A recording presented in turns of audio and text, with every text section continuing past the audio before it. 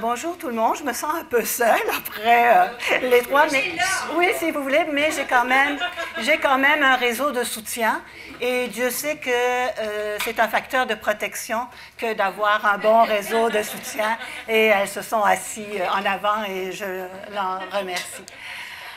Moi, je vais vous parler de la chronicité sous l'angle de la désaffiliation sociale et par la suite, je vais vous présenter un peu l'offre de services du programme Soutien à l'intégration sociale du Centre de réadaptation en dépendance de Montréal et comme on va voir, qui est une réponse partenariale, diversifiée et engagée. Donc, je pense que j'apprendrai rien à personne en disant que la dépendance et la désaffiliation sociale sont étroitement liées. Je pense que les témoignages qu'on a vus ce matin, les témoignages juste avant moi, le témoignent bien. Bien sûr que quand on a une dépendance, les risques de rupture du lien social sont plus présents. Bien sûr, on parle de conditions économiques et d'emploi. Hein. On sait que la toxicomanie accroît les risques de chômage, diminue les capacités des personnes de travail au niveau de la détérioration et bien entendu la dépendance a un impact sur le budget puisque ça coûte cher de consommer ou de jouer et il nous reste peu d'argent pour bien s'alimenter, pour bien se loger et pour au niveau même de l'habillement et d'avoir plus de facilité aussi même pour se présenter au niveau d'une entrevue par exemple d'emploi. On sait aussi que ça crée la dépendance, risque des ruptures avec les relations amoureuses, familiales et sociales, et puisque ça emmène aussi une détérioration des compétences relationnelles, mais aussi ça accroît les risques de situations conflictuelles. Et je terminerai aussi avec les risques de rupture au niveau du réseau formel de soutien parce que l'absence de compétences et d'assurance relationnelle peut diminuer les demandes d'aide et de savoir où trouver la bonne aide et donc ça augmente l'isolement et la vulnérabilité. Puis Dieu sait que c'est de plus en plus compliqué aussi avec tous les formulaires pour obtenir de l'aide, etc.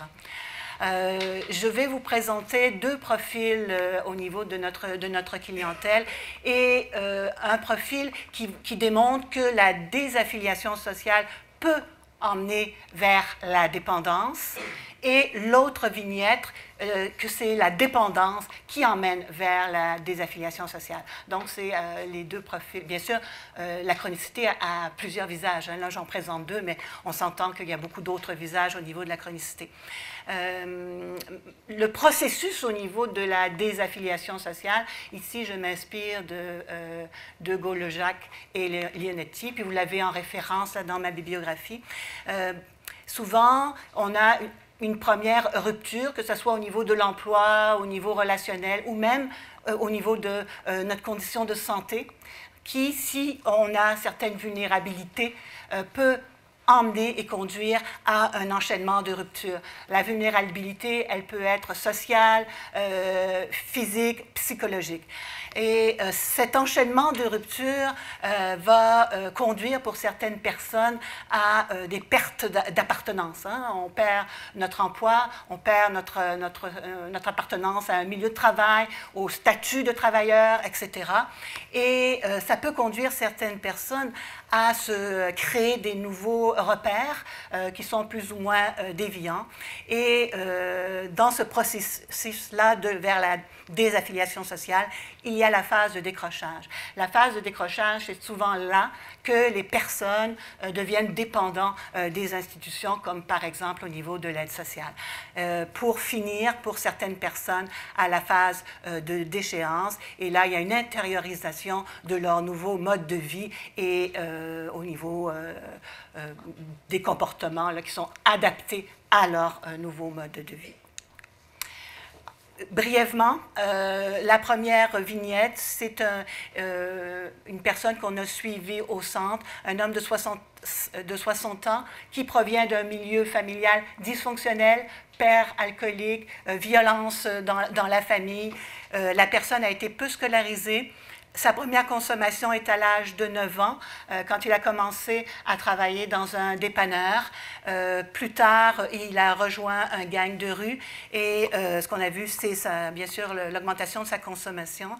Il a essayé de se réaffilier avec une courte expérience de couple.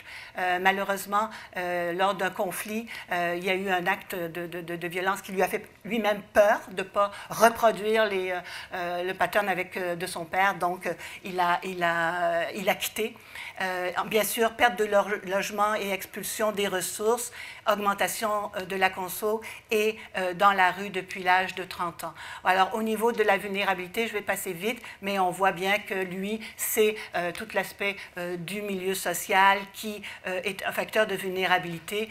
Il a développé un trouble anxieux avec un père violent. Bon, il y a peu d'estime de lui-même, peu de modèles de stratégie d'adaptation et malheureusement, il a été retiré assez vite de l'école pour travailler. Et ce qu'il nous dit, c'est qu'à l'âge de 9 ans, à sa première consommation, il a ressenti un bien-être immédiat au niveau de la diminution de son anxiété.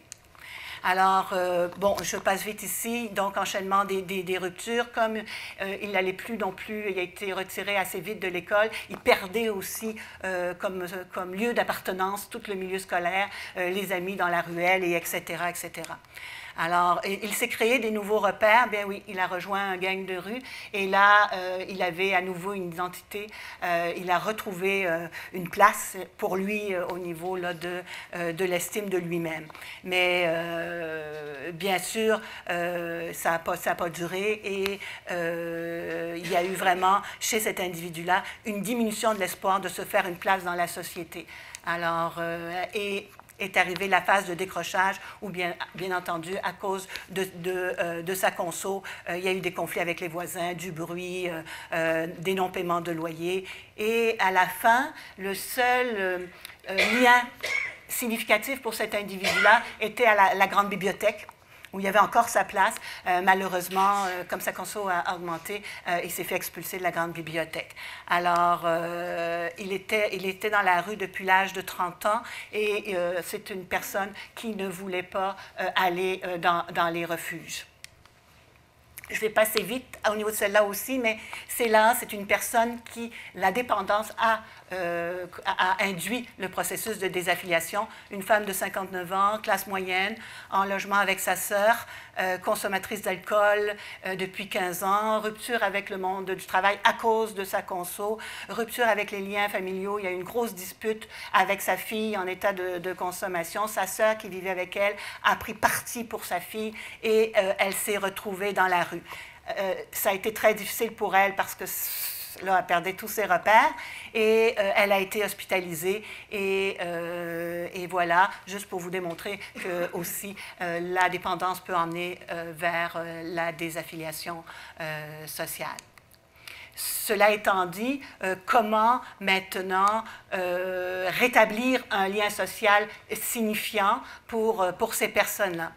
Je pense que, et c'est un petit peu l'offre de service du programme de soutien à l'intégration sociale, je pense qu'au niveau du début de la revalorisation de soi, il peut y avoir plus que 2 facteurs, mais 2 facteurs importants pour ces personnes-là aussi, c'est de se heurter à une limite, que ce soit au niveau physique, au niveau de sa santé, que ce soit au niveau de se retrouver à dire, ben là, je suis dans la rue, puis la prochaine étape, c'est les refuges, ou ça peut être aussi la rencontre avec une personne, et là, je pense que les intervenants sont aussi ces personnes-là, qui, quelquefois, peut être à l'origine d'un début de revalorisation de soi. Et bien sûr, il faut travailler à ce que ces personnes-là aient à nouveau espoir d'avoir une chance, donc créer des opportunités. Parce que souvent, ces personnes-là font beaucoup d'efforts au niveau de la réadaptation et une fois qu'ils retournent dans leur vie habituelle, ils se heurtent encore au fait que personne ne les veut au niveau de l'emploi. Les propriétaires, comme ils ont un mauvais nom, ne veulent pas leur louer leur appart. Donc, ils se retrouvent en disant « Hey, moi, là, tu sais, j'ai fait beaucoup d'efforts, mais il n'y a personne qui le voit, il n'y a personne qui le croit. » Donc, je pense que le programme Soutien à l'intégration, sa grande force, c'est de créer des opportunités et je vais vous les présenter tout à l'heure. Alors, voici les objectifs là, du programme Soutien à l'intégration sociale et je vous emmène vraiment au niveau du 3e picot qui est vraiment de créer des opportunités. Alors, comment on crée des opportunités? Bien, on les crée au niveau de toutes les sphères de vie, de tous les éléments qui peuvent raccrocher la personne et développer un lien plus significatif au niveau de la société. Donc, nous avons plusieurs places, dépendamment du profil de besoin de la personne. Nous avons développé plusieurs places au niveau résidentiel. On a des milieux de vie permanents et le partenariat qu'on a développé avec l'Office municipal d'habitation de Montréal qui nous permet de donner accès à notre clientèle des logements salubres à 25% de leurs revenus. Donc, vraiment, c'est une façon de permettre le rétablissement du lien avec la société parce que bien, une adresse, ça, on commence par ça, et de passer de la rue à ma rue, c'est une étape fort importante. Donc, on a 21 unités subventionnées dans le quartier Ville-Marie, des studios, et 11 unités avec un OSBL qui s'appelle Brindel, qui est des super beaux appartements pour femmes dans des OSBL d'habitation. Et ce qui est intéressant là-dedans, c'est qu'on travaille aussi au niveau de l'empowerment, puisque ces personnes-là font partie aussi du conseil d'administration qui gère l'OSBL. Donc aussi, au niveau de la revalorisation, l'estime de soi, et etc., on y travaille. On a aussi des ressources aussi plus temporaires et dont, puis ça je vous les laisse lire, mais dont 18 logements pour un séjour d'1 an avec un suivi psychosocial. Donc, l'appartement est un moyen pour travailler en milieu réel les habiletés sociales et aussi refaire son nom au plan locatif. Donc, au moins, quand ils sortent après 1 an, ils peuvent donner de bonnes références et ça aide au niveau du rétablissement du lien. Alors, donc, voilà. Une des clés de réussite, et puis pour faire le pont entre la réadaptation et l'équipe de réinsertion, bien, il y a le comité d'accès. Alors, le comité d'accès a comme objectif de statuer sur l'admissibilité et sur une orientation appropriée, autant au niveau des besoins présentés de la personne, mais autant aussi au niveau de la tolérance de nos partenaires. Alors, et ça, si vous voulez, on regarde et on prend une décision éclairée au niveau du comité. Il y a quelques fois où, si l'OSBL d'habitation vient de vivre une crise, une situation plus difficile au niveau d'un va-et-vient, prostitution, etc., bien là, on va faire attention que la prochaine fois, dans l'orientation, que le risque soit peu élevé pour rétablir l'équilibre et l'harmonie de l'OSBL. Le comité d'accès nous permet aussi d'identifier les besoins de développement quand on avait la possibilité de faire du développement. Maintenant, au niveau budgétaire, on est un peu plus serré, mais ça nous a permis aussi, par exemple, de développer une ressource intermédiaire pour les personnes qui vivaient dans la rue, mais qui étaient vieillissants, puis qui étaient usés et qui ne pouvaient plus, là, qui avaient besoin de soutien résidentiel et qui ne pouvaient pas intégrer nos ressources de type familial à cause de comportements appris et de survie dans la rue. PEPA, ressources intermédiaires PEPA. Ensuite de ça, bien sûr qu'avoir une adresse, ce n'est pas non plus tout pour établir un lien significatif. On a aussi au programme une conseillère en orientation qui va regarder tout le volet d'intégration sociale. Et aussi, nous avons le volet affiliation sociale qui est une programmation et de groupe et individuelle pour travailler au niveau loisir, retrouver un peu le plaisir dans la vie et développer des relations avec des personnes. Et dans le projet Trajectoire, par exemple, souvent ces personnes-là nous disent qu'ils ne savent plus ce qui les intéresse, sont habitués à aller à des amis de bar, et etc. Donc, dans le groupe Trajectoire, on va au musée, on fait plein d'activités comme ça pour qu'à un moment donné, il y ait une activité qui crée l'étincelle, puis que la personne puisse par la suite poursuivre dans la communauté. Et on fait de l'accompagnement aussi vers les ressources de la communauté, par exemple le YAM au niveau de l'exercice physique, etc. Donc, on a toujours en tête le désir que ça soit qu'un tremplin et que par la suite, la personne puisse être indépendante du centre. Alors, on travaille toujours à ce niveau-là, mais pour certaines personnes, ils ont besoin de faire des expériences, de développer leurs compétences dans un milieu où ils se sentent sécures avant de faire le bon et d'avoir des activités dans la communauté.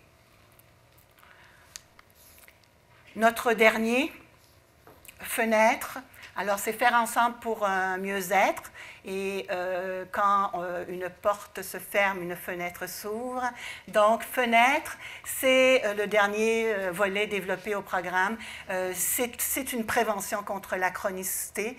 C'est pour des jeunes de 18-30 ans qui sont réfractaires aux approches habituelles. C'est un peu ce qu'on pourrait dire de l'intervention suivie, pas intensif, mais l'autre, suivi variable, à intensité variable. Les objectifs de fenêtre touchent toutes les dimensions de la réinsertion sociale, les dimensions que vous le trouvez là, dans la grille réseau. Je pense que tout le monde connaît la grille réseau, n'est-ce pas? Et le moyen d'intervention, c'est, bon là je marque suivi intensif parce que pour nous c'est intensif, mais ce n'est pas intensif au plan là, comme en santé mentale dans la communauté. Ce qu'on s'aperçoit, c'était que nos jeunes qui étaient suivis en réadab, mais qui revenaient souvent en disant « ben non, je ne l'ai pas fait » quand on lui avait par exemple dit « ben pour, je ne sais pas moi, bon, tu veux un travail, donc je te demande peut-être d'aller porter ton curriculum à 3 endroits ». Puis quand il revenait dans le bureau, ben il ne l'avait pas fait. Ça pouvait être interprété comme un problème de motivation, mais avec Fenêtre, on s'est aperçu que ces jeunes-là, même si, tu sais, c'est « ben oui, je suis capable », ils n'étaient pas capables et qu'ils étaient complètement paralysés juste dans le fait d'aller ouvrir puis de porter, dire à qui je peux remettre ce document, etc. Donc, on a travaillé par des jeux de rôle, par de l'accompagnement aussi, ces jeunes-là dans toutes ces activités. L'intervenant même attendait le jeune pour que quand le jeune allait porter son curriculum, qu'il revenait, mais le jeune savait que son intervenant était là. Alors, c'est du suivi, là, vraiment pour développer les compétences. J'ai été quand même surprise parce que quand on a mis ce service-là, je me dis, bon, j'étais sûre que ça donnerait des résultats, mais je ne m'attendais pas, par exemple, que les jeunes aient tant de besoin de développer des compétences au niveau des AVQ, des AVD, mais ce qu'on s'aperçoit, c'est que ce sont des jeunes souvent qui proviennent de familles où les parents consommaient et l'éducation et les apprentissages ont peut-être pas été faits pour d'autres raisons qu'on connaît. Et ces personnes-là ont des besoins d'apprentissage. Et pourquoi 18-30 ans? Parce qu'ils n'ont justement pas eu cette chance-là d'apprendre. Mais pourquoi j'arrête à 30 ans? Premièrement, parce que c'est vraiment en prévention de la chronicité, mais après 30 ans ou 35 ans, bien, on se dit que s'ils n'ont pas développé les compétences, ça relève probablement de d'autres réseaux. C'est un petit peu l'hypothèse que l'on fait. Alors, pourquoi on a réussi au programme Soutien à l'intégration sociale, parce que comme on voit, rétablir le lien social, ça fait appel à plusieurs missions, ça fait appel voire même à plusieurs ministères, je dirais. Alors, pourquoi on a réussi? Bien, c'est parce qu'on a des partenariats assez extraordinaires. On a il y a des intervenants dans mon équipe qui sont doués pour maintenir leurs liens partenariaux. Et on a même des partenaires, ça fait 20 ans qui sont avec nous. Mais pour maintenir de bons partenariats, ben oui, il faut définir clairement les responsabilités de chacun des partenaires par entente écrite. Hein, toutes nos ententes avec nos partenaires sont écrites. Je pense que ça précise vraiment les responsabilités, les missions de chacun, et c'est la meilleure façon là, de procéder. Je pense aussi qu'il faut accepter de partager le pouvoir et bien accueillir le regard de l'autre. Alors, souvent, on nous dit que le partenariat entre le réseau public et les organismes communautaires, ça peut être compliqué, blablabla. Mais je pense que quand on a ces dispositions-là, il y a des réussites et un enrichissement des deux côtés assez extraordinaire. Favoriser une approche gagnant-gagnant. Il faut que notre partenaire ça lui donne quelque chose d'être en partenariat avec nous. Et juste un exemple rapide, nous avons au programme une organisatrice communautaire qui travaille dans les OSBL d'habitation, ce qui nous permet d'avoir, comme vous avez vu, des logements abordables et de qualité. Mais cet organisme communautaire, par sa grande expertise, soutient l'OSBL, soutient l'OSBL en situation de crise. Elle fait, au niveau même de ses conseils d'administration, etc., elle est des fois même sur les chantiers de construction dans ces projets-là. Donc, tout le monde reconnaît son expertise et l'OSBL est tellement contente de l'avoir qu'il faut que ça soit vraiment gagnant-gagnant. Et nous, avoir l'accès à la qualité de ces appartements-là, c'est sûr que pour nous aussi, on est gagnant. Reconnaître et affirmer l'importance du lien partenarial, je pense qu'il faut le reconnaître, mais pas juste dans nos échanges, mais de façon concrète. Alors, chaque année, au programme, on organise une activité de reconnaissance avec nos partenaires pour vraiment souligner à quel point ils sont importants pour nous. Et ça permet aussi du réseautage entre eux. Et c'est toujours des journées qui sont fort appréciées et ça consolide les liens partenarial. Partager l'expertise, oui. On offre à nos partenaires qui sont en entente des places, par exemple, des places gratuites au jeudi de l'Institut. Donc ça, déjà là, c'est un partage de l'expertise. On a souvent plus les moyens que les organismes aussi avec lesquels on est en partenariat. Et aussi, on a organisé des formations sur mesure à leur demande et qu'à ce moment-là, on allait chercher les experts dans notre centre pour organiser des sessions sur mesure. Les incontournables pour la chronicité, effectuer une évaluation multidimensionnelle biopsychosociale. On le dit souvent, hein, en dépendance, notre approche est biopsychosociale, mais des fois, on oublie de faire des évaluations biopsychosociales. Et surtout que dans la désaffiliation, on voit aussi des personnes qui, au niveau, par exemple, cognitif, peuvent avoir, on parle syndrome de Korsakoff, mais quand ils sont stabilisés et au niveau de la perte d'autonomie, mais que c'est beaucoup plus difficile et puis c'est important de le savoir aussi, toute la dimension au niveau cognitif. Psycho, ça, on est pas mal fort, je pense, et social, je pense qu'on a encore à développer. Modifier l'environnement social comme vecteur de changement en chronicité, moi, je pense que c'est la clé. Alors, il faut trouver une façon que la personne puisse retourner dans un milieu confortable, sécuritaire, enfin un milieu qui lui convient. Donc ça, je pense que c'est un facteur de changement et s'associer avec nos partenaires parce que trouver une réponse pour la chronicité, c'est multifactoriel, donc ça demande qu'on s'associe avec nos partenaires pour être capable d'offrir une réponse au niveau des multidimensionnels. La bibliographie, voilà.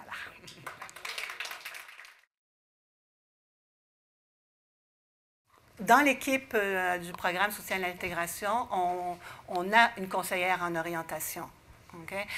Souvent, puis on fait affaire bien sûr avec les organismes d'employabilité du quartier, Carrefour, etc. Certaines fois, on a une clientèle qui ne se qualifie pas au niveau des organismes d'employabilité. Par exemple, quelqu'un qui est à l'emploi et qui, à cause de son emploi, vit un stress très important, qui est un facteur de risque au niveau de sa réadaptation, au niveau de sa dépendance. Alors, comme elle est déjà à l'emploi, c'est difficile pour elle d'avoir accès au SBL en employabilité. Elle est vue par notre conseillère en orientation qui peut faire les orientations. Elle passe tous les tests, elle a tout là pour faire les bonnes orientations au niveau socio-professionnel. Et aussi, souvent, elle va référer aussi, une fois que le travail motivationnel est fait, vers les organismes en employabilité. On essaie beaucoup de ne pas dédoubler. On a toujours cette préoccupation-là au programme soutien à l'intégration de ne pas dédoubler. C'est pour ça qu'on a tant de partenaires, parce qu'on regarde toujours, est-ce qu'il y a quelqu'un qui fait ça? Oui, OK, on va essayer d'établir un lien partenariat. Ça dépend lequel volet il est. C'est sûr que s'il est au programme Fenêtre, il y a l'éducateur qui va travailler avec la personne à l'entretien, fait des grilles motivationnelles, même des fois fait le ménage, pour faire des fois pour arriver à ce qu'il fasse tout seul. Donc, à ce moment-là, on a des éducs. Quelquefois, il y a le logement social ou le volet avec l'organisatrice communautaire où il n'y a pas de soutien à part le soutien communautaire de l'OSBL. Et c'est sûr qu'il nous arrive aussi que certaines personnes soient expulsées par la régie. Hein? Donc, on essaie d'éviter ça, mais oui, ça arrive parce que, comme on le sait, il y a l'entretien du logement, mais il y a aussi ce qui dérange beaucoup les OSBL d'habitation, c'est le va-et-vient avec la prostitution, avec les dealers et tout ça. Donc ça, c'est vraiment un facteur qu'il faut que nous, quand on évalue au comité d'accès, on essaie de diminuer le risque, mais il y aura toujours un certain risque. Et on travaille beaucoup avec nos partenaires lorsqu'ils ont une situation problématique. Et quand ils ont une situation problématique, j'ai des intervenants au programme qui vont prêter main forte, qui essayent de retravailler ça avec l'usager, mais de fait, quelquefois, on arrive avec malheureusement une expulsion. Il y a aussi le non-paiement de loyer. C'est sûr que le centre, des fois, partage la perte avec l'OSBL. Donc, j'ai un petit budget où je peux partager la perte avec l'OSBL.